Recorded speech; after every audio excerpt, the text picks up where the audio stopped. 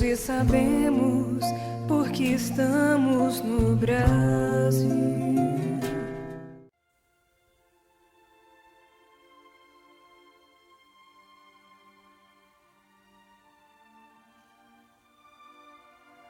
Brasil, coração do mundo, pátria do Evangelho. Pelo Espírito Humberto de Campos, pelas mãos iluminadas de Chico Xavier. Episódio 29. O Espiritismo no Brasil. Consolidadas as primeiras construções basilares de Ismael na pátria do Cruzeiro, o Espiritismo derramou seus frutos sazonados e doces no coração da coletividade brasileira.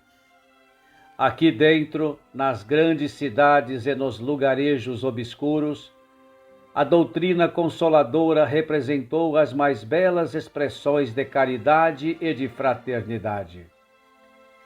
Jesus, com as suas mãos suaves e misericordiosas, fez reviver no país abençoado dos seus ensinamentos as curas maravilhosas dos tempos apostólicos. Abnegados médios curadores, desde os primórdios da organização da obra de Ismael nas terras do Brasil, espalharam como instrumentos da verdade as mais fartas colheitas de bênçãos no céu, iluminando todos os corações. Curando os enfermos, os novos discípulos do Senhor restabeleciam o espírito geral para a grande tarefa, vestindo os andrajosos, tocavam as almas de uma nova roupagem de esperança. Enquanto na Europa a ideia espiritualista era somente objeto de observações e pesquisas nos laboratórios ou de grandes discussões estéreis no terreno da filosofia, não obstante os primores morais da codificação kardeciana, o Espiritismo penetrava o Brasil com todas as suas características de cristianismo redivivo, levantando as almas para uma nova alvorada de fé. Aqui, todas as suas instituições se alicerçaram no amor e na caridade. As próprias agremiações científicas que de vez em quando aparecem para cultivá-lo na sua rotulagem de metapsíquica são absorvidas no programa cristão sob a orientação invisível e indireta dos emissários do Senhor. Todas as possibilidades e energias são por Ismael aproveitadas para o bem comum e para a tarefa de todos os trabalhadores, e é por isso que todos os grupos sinceros do Espiritismo no país têm as suas águas fluidificadas, a terapêutica do magnetismo espiritual, os elementos da homeopatia, a cura das obsessões, os auxílios gratuitos no serviço de assistência aos necessitados, dentro do mais alto espírito evangélico, dando-se de graça aquilo que se recebeu como esmola do céu. Não é raro vermos caboclos que engrolem a gramática nas suas confortadoras doutrinações, mas que conhecem o segredo suave de consolar as almas, aliviando os aflitos e os infelizes, ou então médiuns da mais obscura condição social e nas mais humildes profissões, a se constituírem instrumentos admiráveis nas mãos piedosas dos mensageiros do Senhor. A Europa recebeu a nova revelação sem conseguir aclimá-la no seu coração atormentado pelas necessidades mais duras.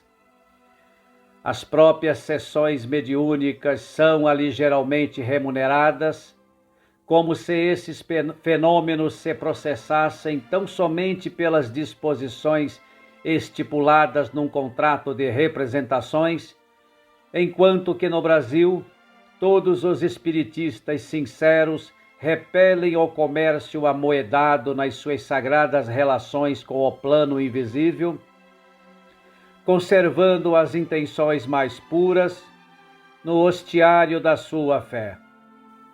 A obra de Ismael prossegue em sua marcha através de todos os centros de estudo e de cultura do país. Todavia, temos de considerar que um trabalho dessa natureza, pelo seu caráter grandioso e sublime, não poderia desenvolver-se sem os ataques inconscientes das forças reacionárias do próprio mundo invisível, e como a terra não é um paraíso e nem os homens são anjos, as entidades perturbadoras se aproveitam dos elementos mais acessíveis da natureza humana, fomentando a discórdia, o demasiado individualismo, a vaidade e a ambição, desunindo as fileiras que, acima de tudo, deveriam manter-se coesas para a grande tarefa da educação dos espíritos dentro do amor e da humildade. A essas forças que tentam a dissolução dos melhores esforços de Ismael e de suas valorosas falanges do infinito, deve-se o fenômeno das excessivas edificações particularistas do Espiritismo no Brasil, particularismos que descentralizam o grande labor da evangelização. Mas, se nos é dado examinar semelhante anomalia, somos forçados a reconhecer que Ismael vence sempre. Construídas essas obras que se levantam com pronunciado sabor pessoal, o grande mensageiro do Divino Mestre assinala-as imediatamente com o selo divino da caridade, que de fato é o estandarte maravilhoso a reunir todos os ambientes do Espiritismo no país, até que todas as forças da doutrina, pela experiência própria e pela educação, possam construir uma frente única de espiritualidade acima de todas as controvérsias. É para essa grande obra de unificação que todos os emissários cooperam no plano espiritual, objetivando a vitória de Ismael nos corações. E os discípulos encarnados bem poderiam atenuar o rigor das dissensões esterilizadoras para se unirem à tarefa impessoal e comum, apressando a marcha redentora.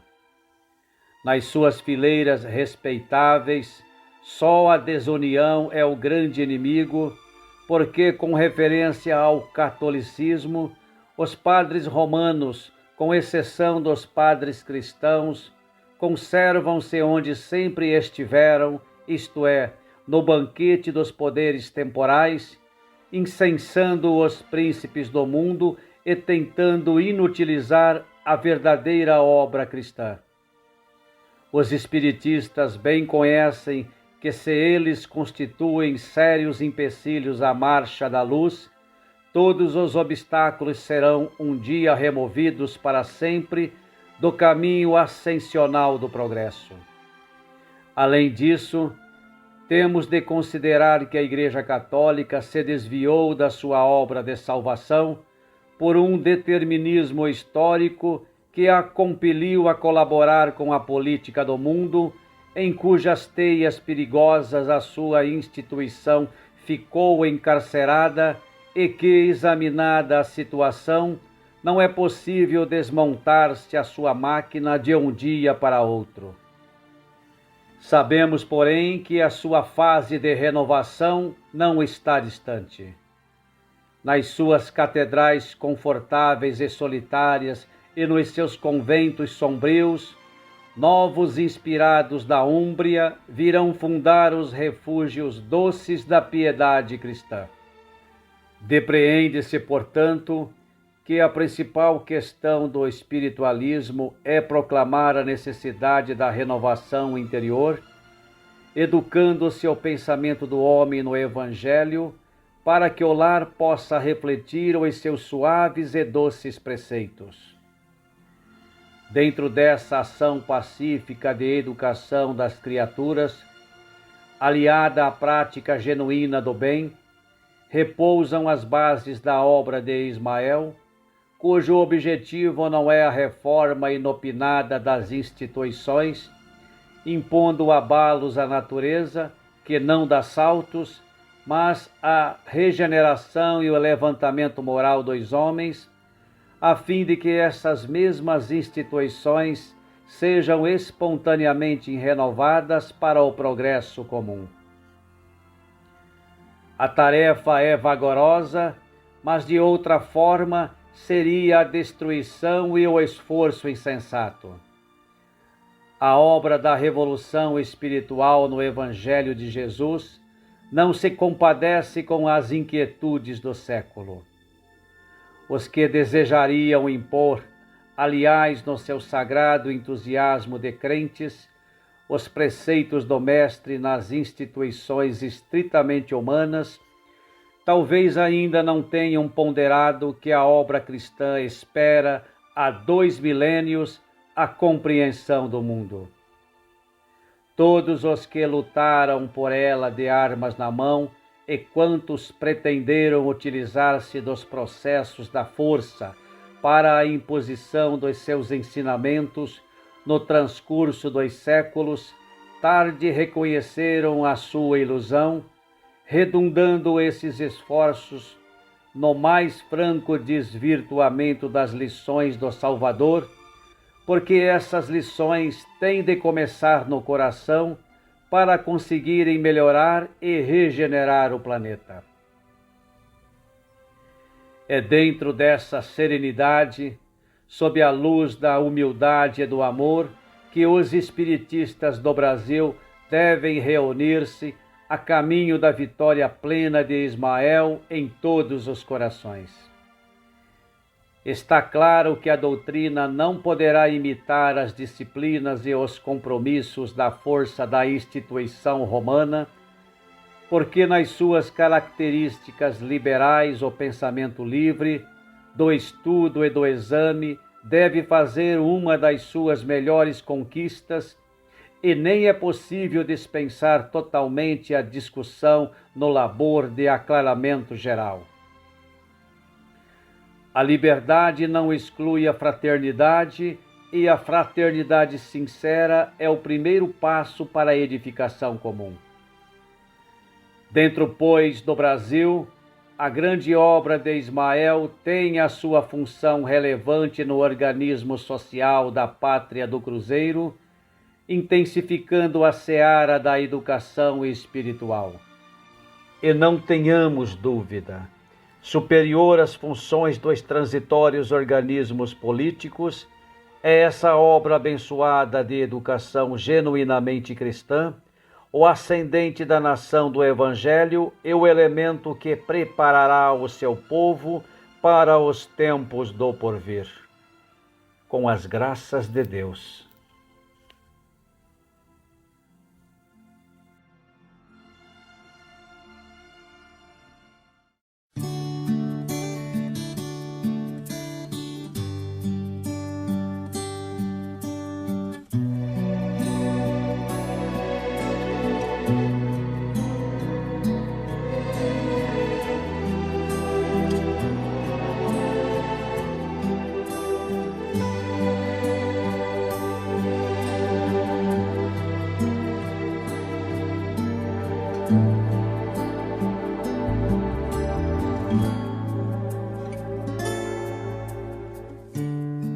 Você reclama do seu país, mas já parou pra pensar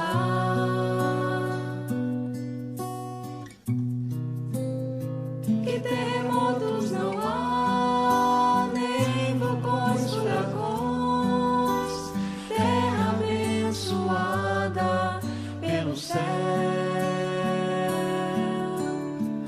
coração do mundo, dona do pão e do mel.